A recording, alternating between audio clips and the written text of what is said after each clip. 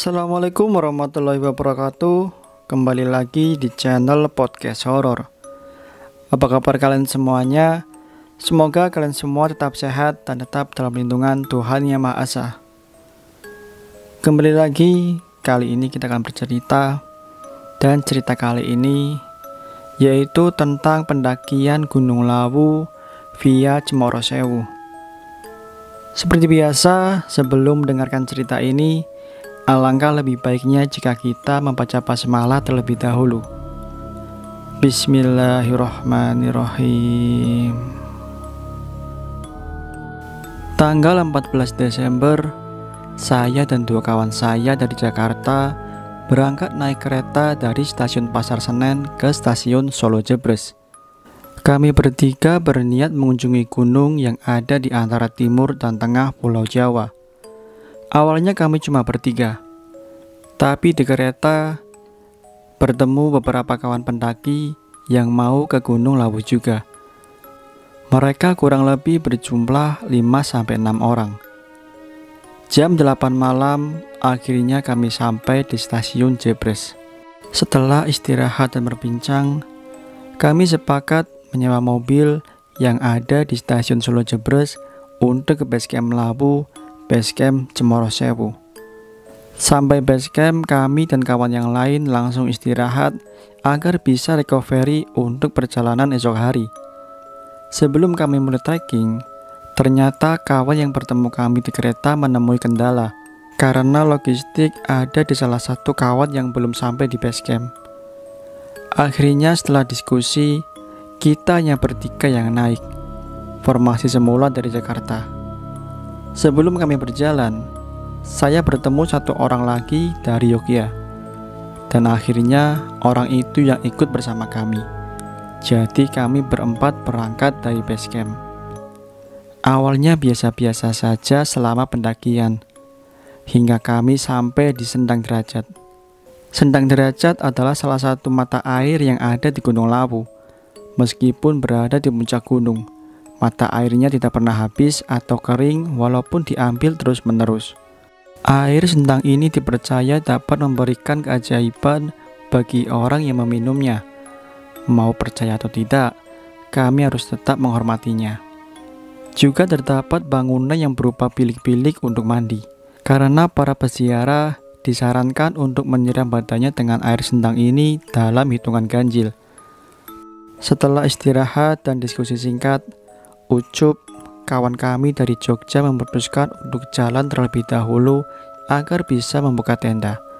Sementara kami bertiga masih packing agar berarti carrier berkurang sambil isi air. Tibalah kami bertiga di persimpangan jalan antara Kemboyem dan ke puncak Gunung Lawu. Kami yang seharusnya mengikuti jalan ke kanan untuk sampai ke warung Boyem, entah kenapa malah memilih jalan naik ke puncak Gunung Lawu. Sampai akhirnya kami bertiga sadar kalau ini bukan jalan ke warung Boyem, dan kami sampai ke puncak Gunung Lawu di jam yang menunjukkan pukul 6 sore dengan keadaan yang sudah sangat gelap. Kami memutuskan untuk langsung turun tanpa berpikir panjang. Dan di perjalanan turun, kami bertiga mengalami kejadian yang sedikit di luar nalar. Kami mendengar seseorang, entah laki-laki atau perempuan, seperti sedang mengetuk-ngetuk kayu atau sedang membetulkan rumah. Kami terus mengikuti jalan turun sambil mendengar suara itu. Kami sama sekali tidak memiliki senter, karena semua senter ada di carrier yang dibawa kawan kami dari Jogja. Sampai akhirnya kami turun agak bawah dan menemukan rumah. Awalnya kami tidak tahu itu rumah apa. Rumah kuno yang masih sangat terawat dan rapi. Saat kami ingin melewati dan sekedar istirahat di rumah itu, tiba-tiba ada seorang laki-laki tua yang berkata, "Mau kemana, Mas?" Dengan halus laki-laki tua itu bertanya. Saya dengan kaget langsung mengatakan, "Saya lagi cari warung Boyem, Mbah. Soalnya teman saya ada di sana bawa tenda. Kita nggak bawa apa-apa." "Kalau Boyem turun lagi, lurus terus ke bawah, nanti ketemu orang banyak. Tapi jangan terlalu malam ya sampainya." Saya dan kedua kawan pun berterima kasih dan langsung melanjutkan perjalanan. Setelah jalan sekitar 30 menit, kami kembali menemukan rumah tua itu. Dan kali ini, kami tidak menemukan laki-laki tua yang tadi ada di tempat tersebut. Dengan perasaan campur aduk, kami terus berjalan melewati kabut yang semakin tebal. Sampai akhirnya, kami bertiga bertemu beberapa pendaki dan bersama-sama menuju ke warung Mbok Iem. Selama di puncak Gunung Lawu, semuanya berjalan dengan normal. Tibalah saat kita harus turun gunung. Setelah pamit ke Mbok Iem dan warga yang ada di sana, Mbok Iem bilang, "Hati-hati, pikiran jangan kosong ya." Saya belum paham apa maksud Mbok Iem. Saya cuma mengiyakan omongannya.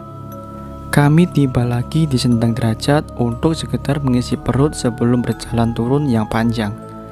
Di sini ada kejadian yang sangat aneh. Satu kawan saya bernama Muk menemukan uang Rp5.000 di tempat orang biasa berziarah, persis di samping sumur Sendang Derajat. Kawan saya mengambil uang tersebut dan ingin memberikan ke salah satu anak dari penjaga warung di Sendang Derajat. Tapi seketika anak itu menolak dan dia langsung berbicara memakai bahasa Jawa yang sangat halus. Saya benar-benar lupa apa yang dia katakan. Kami bertiga tidak mengerti bahasa Jawa. Tapi saya ingat ada Ucup yang bisa berbahasa Jawa karena dia orang Jogja. Saya panggil Ucup untuk menerjemahkan. Dan ketika anak kecil itu menjelaskan, wajah Ucup seketika langsung berbeda. Akhirnya kami tanya, "Ada apa?" Ucup bilang, "Kata anak ini, kalau mau uangnya bilang dulu sama yang ada di dalam sana." Kami tidak tahu itu siapa, karena benar-benar tidak ada siapa-siapa di dalamnya. Karena kejadian itu, kami langsung bergegas meninggalkan Sendang Derajat untuk turun. Anehnya sebelum kami sampai di base camp, tiba-tiba saja hidung saya mengeluarkan darah yang lumayan banyak. Sangat aneh, padahal saya sendiri tidak merasakan apa-apa. Bahkan merasakan pusing pun sama sekali tidak. Saya langsung berhenti dan membersihkan darah itu menggunakan tisu. Sampai base camp, kami sebenarnya ingin langsung cerita. Tapi karena sudah terlalu capek, kami memutuskan untuk bercerita kalau kami sudah istirahat. Malamnya, saya memberanikan diri untuk bercerita kepada seorang yang sedang bertugas di base camp tersebut. Awal saya bercerita soal saya sampai di puncak Gunung Lawu jam 6. Dia sangat kaget saat saya bercerita hal itu. Dia langsung melihat saya dari atas sampai bawah dan berkata, "Kamu gak apa-apa? Gak ada kejadian apa-apa kan?" "Ya ampun mas, kalau udah jam 5 ke bawah itu disarankan jangan naik ke puncak dulu." Saya sangat kaget mendengarnya. Ketika saya ingin bertanya, "Kenapa?" Dia hanya bilang, "Pokoknya jangan, takut terjadi hal yang tidak diinginkan." Setelahnya saya lanjut cerita bahwa saya bertemu dengan laki-laki tua di sebuah rumah kuno. Dan kali ini dia benar-benar kaget dan langsung bertanya, "Di mana?"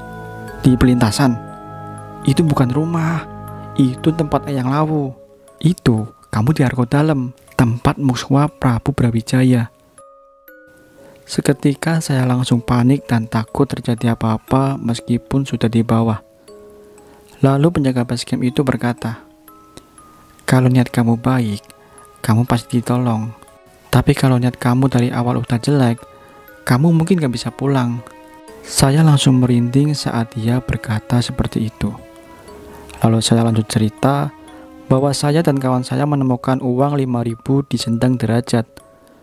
Penjaga itu berkata, "Gak kamu ambil kan mas? Biasanya itu untuk tumbal. Siapa yang mengambil uang itu, bisa jadi dia tumbalnya. Tapi boleh percaya atau enggak loh ya."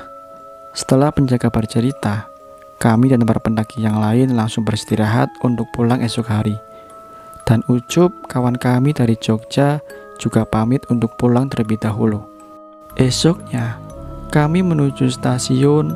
Saya berpisah dengan dua kawan yang lain karena harus ke Yogyakarta untuk menemui kerabat di sana. Sampai di Yogyakarta, saya bercerita tentang apa yang saya alami di Gunung Lawu. Saat saya ingin memberitahu dan menunjukkan tisu bekas darah yang saya simpan, saya benar-benar kaget. Tiba-tiba saja tisu itu sama sekali tidak ada darah yang membekas. Padahal tisu itu yang saya gunakan untuk membersihkan darah yang keluar dari hidung saya.